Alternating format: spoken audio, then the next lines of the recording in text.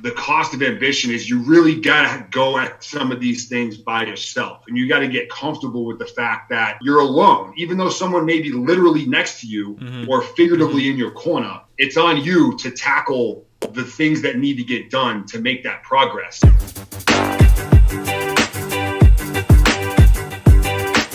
You're listening to the Kristof Lewis Podcast, a podcast where I have conversations with inspirational people. My name is Chris, but my family calls me Kristof. My goal is to have as many conversations as possible with people who have forged their own path by pursuing their dreams, making them a reality, all the while emitting positivity and sharing this knowledge with others.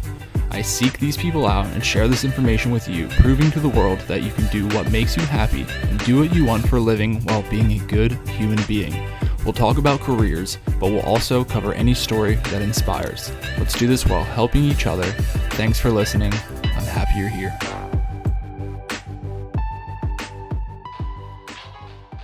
What's up, my friends? Welcome to the Kristof Lewis Podcast, Create Your Career. This is conversation number 163, episode number 282. Thanks so much for being here. As always, I always appreciate it. It is just one of the coolest things to be able to continue doing this. I never take it for granted, and each time I say it, I still mean it, if not more than the last time I said it.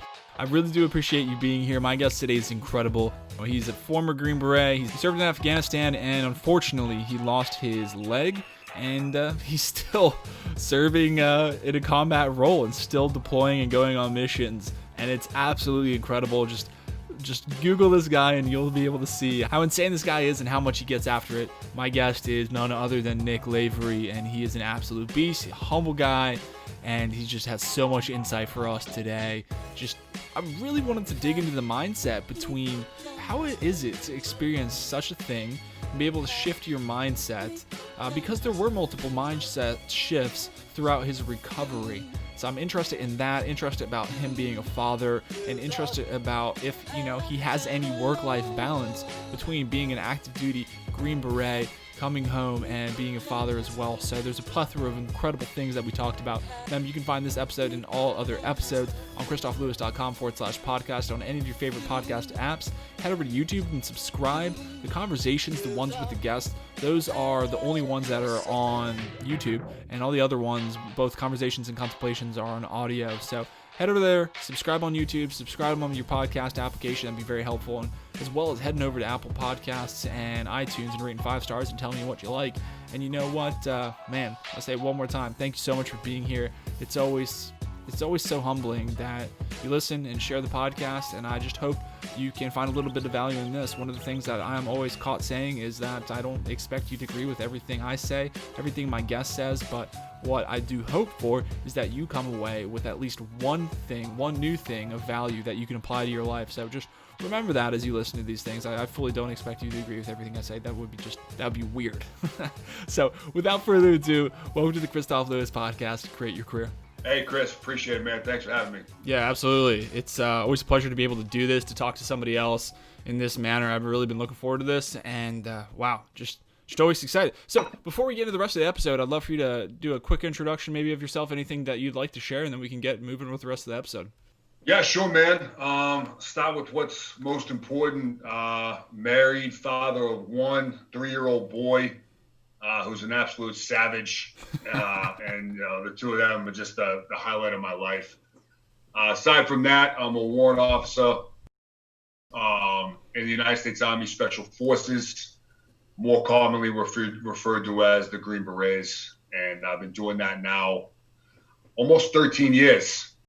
I am a native of Boston, Mass, in case, you couldn't figure that out already. So, of course, with that, I'm a diehard Sox and Pats fan. Still a Tom Brady fan, business is business. So I'll be rooting for the Bucks as long as they're not playing the Pats. There you go. And other than that, man, life is good. No complaints on my end. That was a good deal. I love how you started with your family.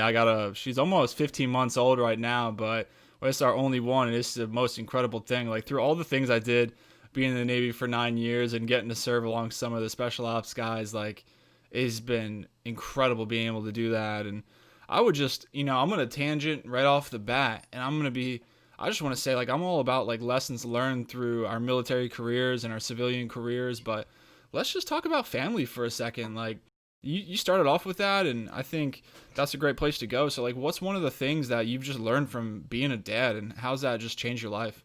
Oh my gosh. You want to talk about how we look at priorities. And, for the first 34 years of my life, priorities would change: work, my training, my hobbies, my spouse. And then in that moment, when that little miniaturized human being is in your arms for the first time and you're just looking at him in the face, it's like everything that was once important all of a sudden just took a distant back seat, and that this little living creature became number one and everything else was a distant second. So I think that helps just to kind of keep yourself in check. Yeah. And when things at work aren't going great, or your training's you have an issue there, you tweak something, you're able to keep it in perspective. I come home every day, and that 40-minute drive I have is kind of my only time off, because once I walk in the front door, I got to clock back in, because now it's dad time, which is great. It's the highlight of my day. Yeah. But it's work, right? And then everything else just kind of falls to the wayside. It doesn't really matter. It's like, I had a rough day, this and that, whatever. But you're looking at this little dude, and it puts things in perspective, I think, a little bit.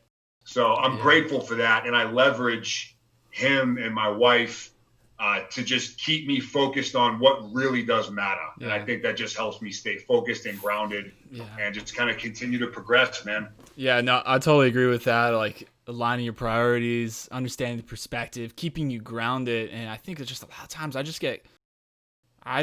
we get carried away in a lot of the world. And it's hard when you're going to work every day. And I know, like, you get done, you come home, like you said, and you get able to spend time with them, and it's completely different. So I'm just wondering, one of the things that I struggled with personally when we had our child is just kind of like a work-life balance kind of thing. And I don't really know if balance exists. The more I live the life between that, I've realized it's not really a balance. Like you said, you work, you have 40 minutes by yourself. When you drive home, you come home and you check into the other job. I mean, so have you had any issues with, quote unquote, balancing your family and your work, and how have you been able to, like, achieve that?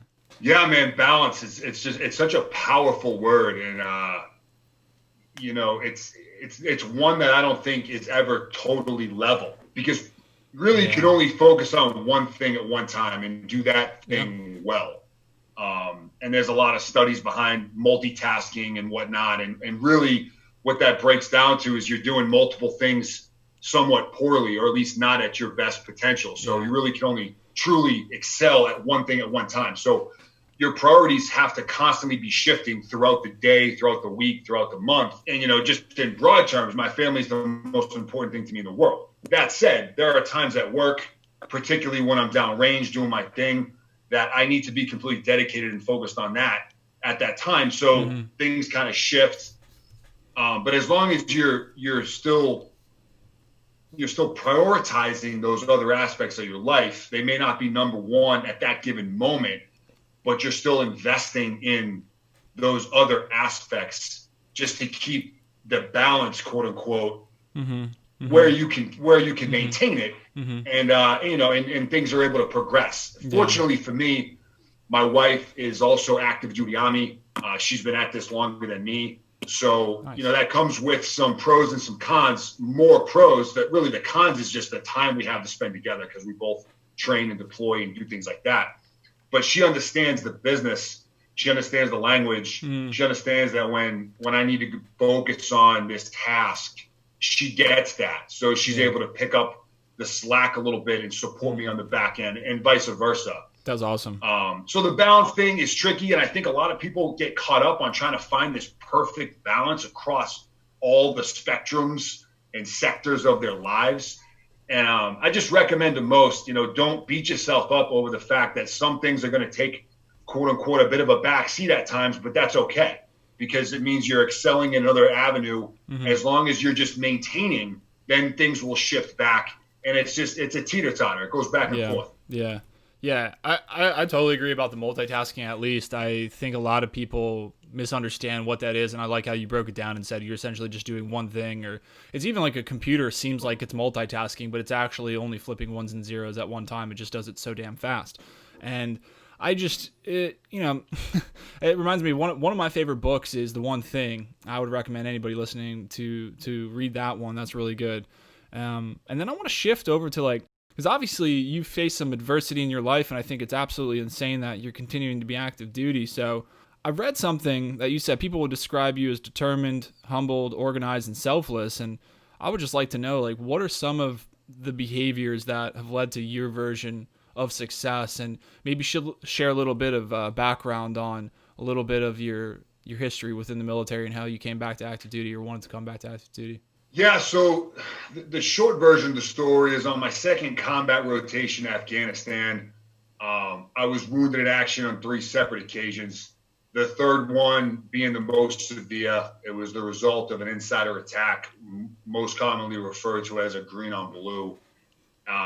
Took a bunch of machine gun rounds to both my legs, my right leg taking the most damage, and it ultimately resulted in the amputation of that leg above the knee. Spent a year at the hospital going through surgeries, figuring out how to live life on a prosthetic.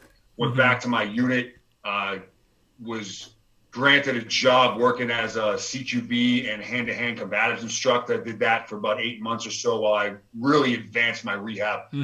But I knew from the very beginning, at least once I was off of enough drugs to realize where I was and what was happening, that I was going to get back to my team. That was the goal from day one. And what started out as a very individually driven goal. It was about me, about my stubbornness, my competitiveness, my unwillingness to let anyone dictate my future. That was what drove me initially. And I made a lot of progress that way. I was fueled on anger and hate and no one's beating me but me kind of mindset. And I'm grateful for that because it got me through the early onset of the recovery process. Once I started making some progress and it was looking like I was going to be able to make a legitimate run at this thing, that was when my mindset had to shift a little bit because I realized very quickly that I work in a business where there are 9 or 10 other guys alongside you that put their lives in your hands and vice versa. So it was much bigger than me. It was much bigger than me just trying to prove everybody wrong or prove myself right, because those guys and their families require a very high degree of performance out of me. So then I had to do some real deep soul searching and determine if me getting back was what was in the best interest of the team and of those guys. Wow.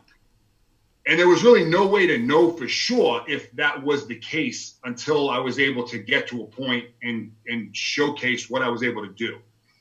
So again, long story short, my teammates were behind me the entire time.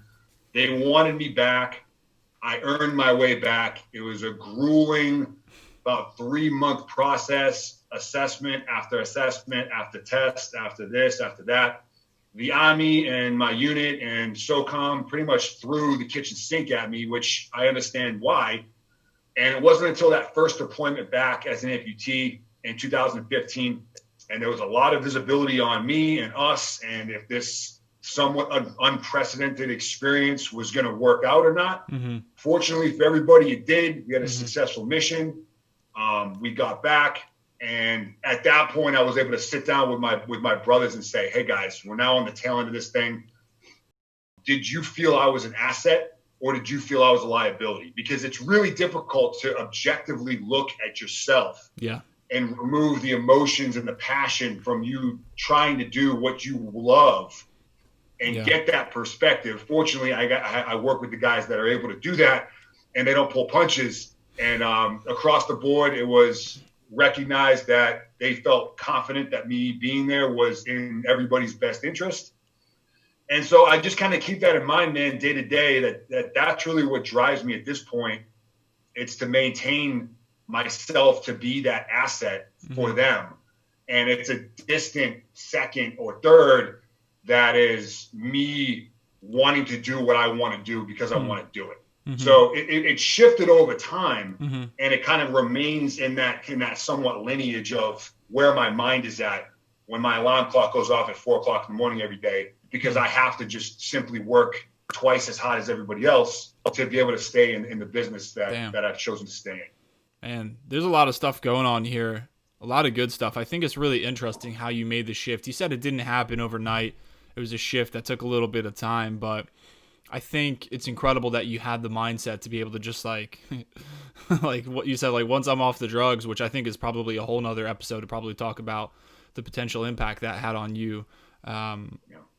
But to be so driven and to so not give up on yourself despite those odds and push, and I'm just kind of curious. Like, I want to know a little bit more. Like, those are incredible answers to the behaviors that led to that success for you able to come back and be able to serve next to them.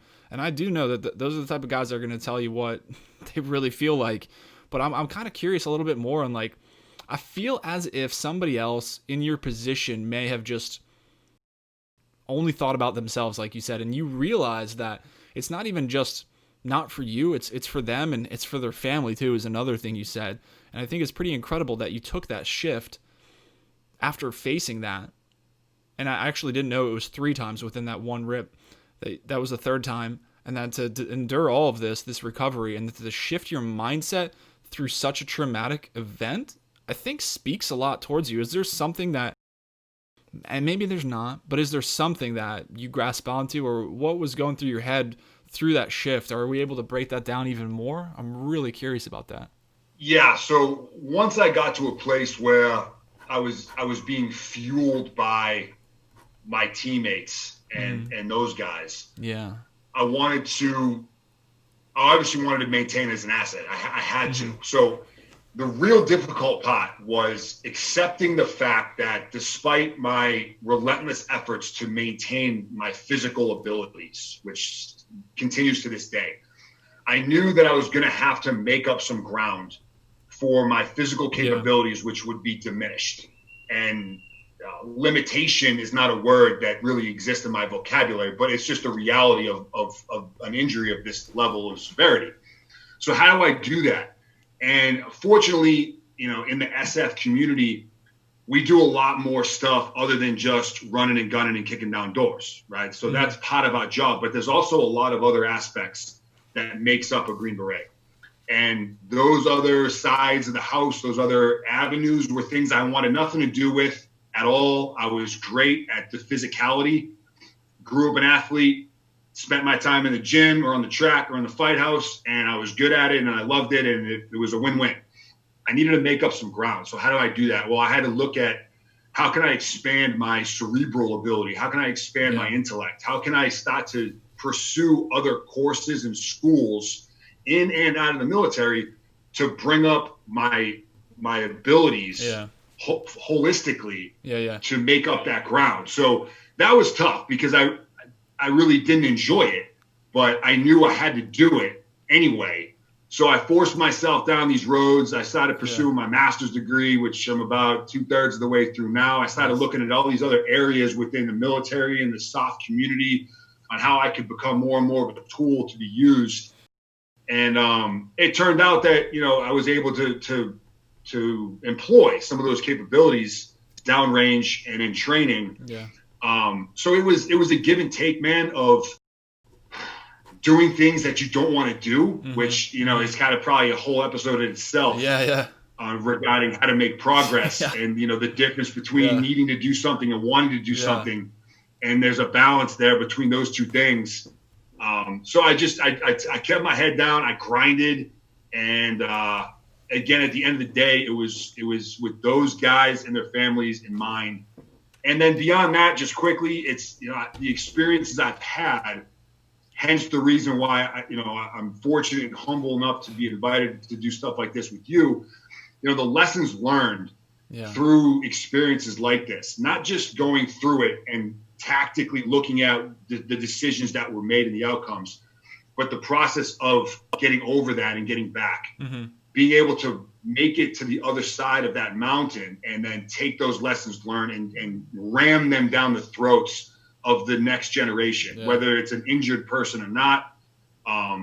It's about the next generation of soldiers and soft operators and whatnot. So I felt a responsibility to make it to the backside, continue to learn, and then ideally and hopefully be able to positively influence, that next crop of young studs that are coming up behind me. Yeah, that's such a good mindset, and I'm glad we broke that down even more and you shared that with us. I mean, I just kept on thinking about the word discipline because God knows, like, I don't always, like, for example, the physical and the mental aspect of it. Like, I don't always feel like going to the gym in the morning, but I still go because I'm disciplined and I know why I'm doing it. I don't always, like you're saying, intellectually. I think it was really cool that you decided throughout this that I need to expand my mind intellectually. So being able to get it, like that holistic approach. And I think that's so healthy. I mean, really, I've been in positions where I was just working out and staying healthy and approaching it in a physical aspect. And I've been in positions where I couldn't do that and I could only do it mentally. And I'm actually, for the first time,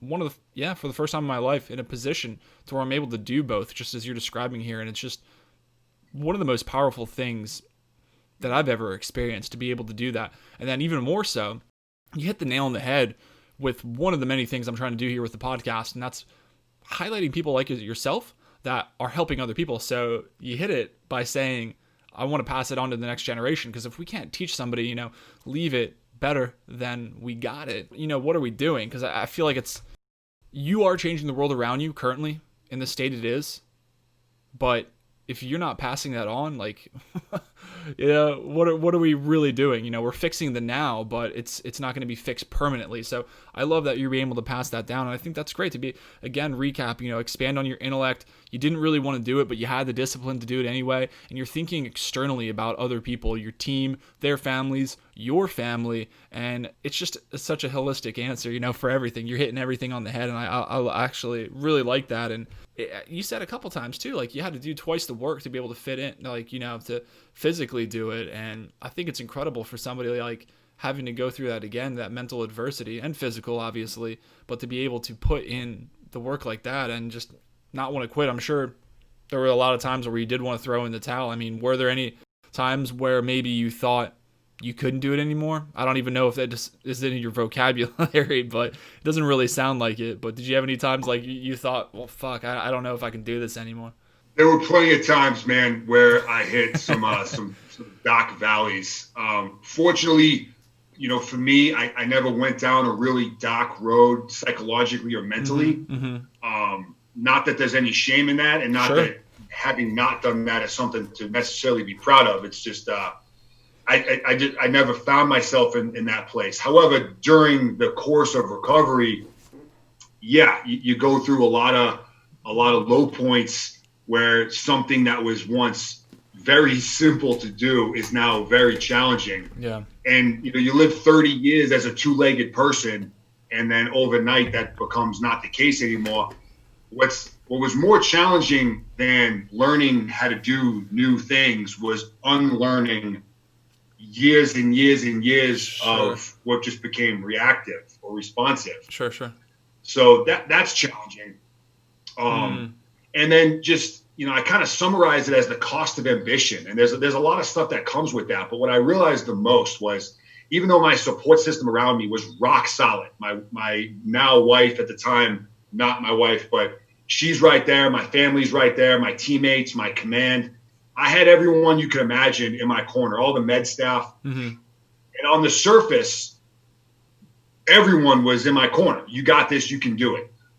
In retrospect, and having had conversations with some of these people years later, they'll tell me, hey, man, we really didn't think that this was possible. And I don't blame them for that. Sure. But at that time, I was able to pick up on that. So even though I was physically and literally had people around me at times, the cost of ambition is you really got to go at some of these things by yourself. And you got to get comfortable with the fact that you're alone. Even though someone may be literally next to you or figuratively in your corner, it's on you to tackle the things that need to get done to make that progress. And just being comfortable with the fact that when you make the most progress, it's those early morning sessions or those early morning study sessions, or it's putting in those late nights when no one's around and no one is watching and no one is caring, and you could easily quit and no one would know except for yourself. And I just think in those moments is when people tend to make the most progress. So just getting comfortable with it being this kind of you versus you mentality, regardless of who's actually around you and who's actually supporting you. So working through that early was kind of a light bulb went off. Was, you know, at the end of the day, man, you're the one that's got to put this in, and there may be people there to help you, but they can't do the work for you. So if you want it, you're going to have to go through hell, and that's kind of the only way to get it done. Yeah, there's a lot of good things here too. Like, I know, and I've had a lot of these now. I've talked to a lot of people that have faced a lot of adversity, and I've faced a little bit myself, of course. And it's so good having a support team. But I think ultimately, if you don't believe that you can do it, like you said, when you're by yourself, and there's going to be a lot of times when you're by yourself in whatever situation it is that you're in, I think if you give up on yourself, ultimately, I feel like you can have probably the best support team. But if you're not willing to have the hope in yourself or make the conscious effort, you know, the strides forward to be able to get it, you might not be able to do it. I've also heard a couple people kind of say, like, you know, people saw hope in me when I didn't have it, and I think has a little bit of relevancy as well. But personally, my own belief is that ultimately, for the long run, you really do have to believe in yourself, because there's going to be a plethora of times in your life when people aren't there, even though, like you said, they're physically there for you. And I'm pretty sure I read something, quote at you, that said, you know, the only limitations you have are the ones you put on yourself. You know, get creative and be willing to fail, push through, and you will accomplish your goals. And I think that just coincides with everything you're saying right now about, you really seem like the kind of guy, the kind of person that's just really pitted against himself and just wants to be able to excel and grow like that.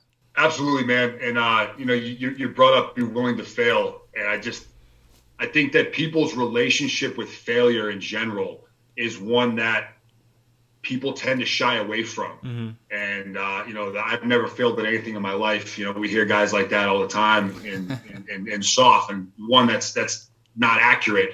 But just recognizing that we learn the most through failure. And in practice, that's actually the purpose, is it's controlled, intentional failure, whether it's in the gym and you're pushing your body to the absolute limit. That's how you get bigger and stronger. And that really kind of exists across the spectrum. So striving for that daily. And I succeed at failing every single day, because that's the point, and that's how you learn. So in my time in combat sports, and I'm still active in jiu-jitsu, that's the number one tool I use to remind myself, because I leave every single training session having got my ass kicked at some point. And if for some reason that doesn't happen, that just means that I didn't train hard enough, or I didn't train against someone who's better than me, which is how you grow and get better. So just recognizing that failure is a very powerful tool. And there's a difference between failing and being defeated, and just striving for that. And, you know, it's a powerful tool to use. And I think people's relationship with failure is one that everyone can improve upon.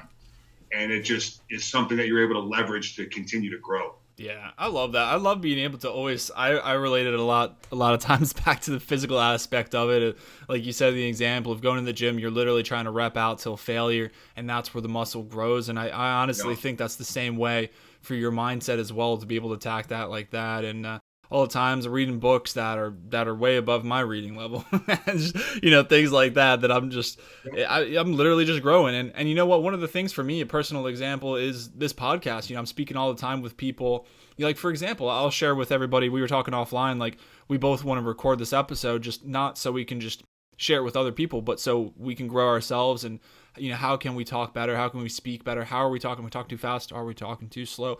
All of these things, we're kind of reviewing the game footage for ourselves. And I think when you're able to do that, you can go amazing places like that. And I'd love to talk about some other things. And one of the things I honed down in the very beginning, you said you had about 40 minutes to yourself in the car ride on your way or to and from work.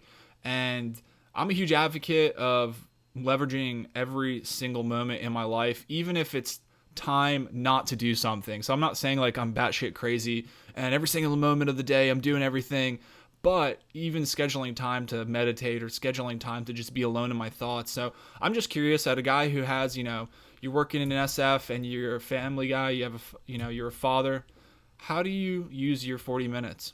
Great question. It's ironic you bring this up, man. I was talking to my mother today. Nice. And she follows my stuff a lot. And, she knows my mentality. It's go, go, go. And it's just like you said, man, it's leverage every minute you can, every minute you spend, messing up or out there mixing it up or wasting time. Someone else is working hard that is trying to get where you are.